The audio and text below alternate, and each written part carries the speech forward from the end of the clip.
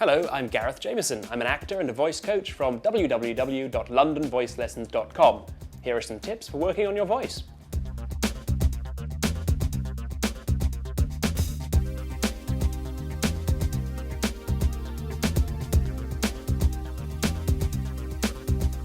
The key to any accent is to isolate the specific sounds that occur in that accent. So when we look at the Australian accent, we'll be looking at which vowel sounds and which consonants are used in Australia. So let's start with the I sound, that I would normally pronounce as like and right and live. For Australians, this becomes a little bit like oi in oil. Don't go that far though, so don't say like and right. You'll sound ridiculous. It's more like and right and live, right, sign, live. Listen again to that word right. That's R-I-G-H-T, right, right. You notice that the T has disappeared from the end of the word. This is called a glottal stop and is very common in Australia.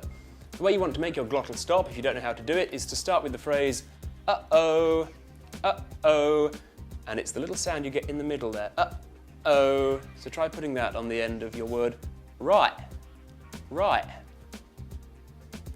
If this sounds a little bit like Cockney to you, there's a reason for this. The Australian accent developed from people from the southeast of England who went to live in Australia, and their accent changed, so it is very similar.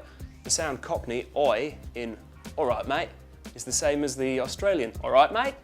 But there is a difference here, and if you've got a Cockney accent and you want to turn it into an Australian one, your best bet is to change your voice from a dry sound to a twangy sound. So we go from alright mate to alright mate, real twang.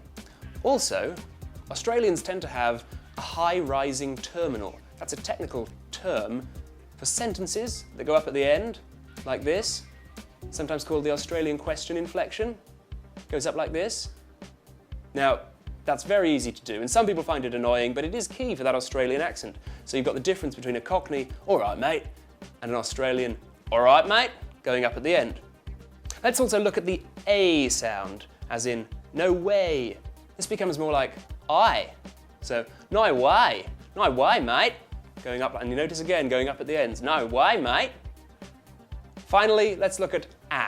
The a you get in hat, or man, or cam, camera. This changes to something a bit more like an sound, like we would say in an egg. So you might say, I love that hat.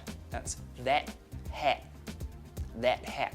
A great person to listen to for that sound is Germaine Greer. She definitely speaks like that. I love that hat. Well, if you want to find out more about accents, of course, you can do some more research or get a lesson, but that's all we've got time for today. I'm Gareth Jameson. Thanks very much.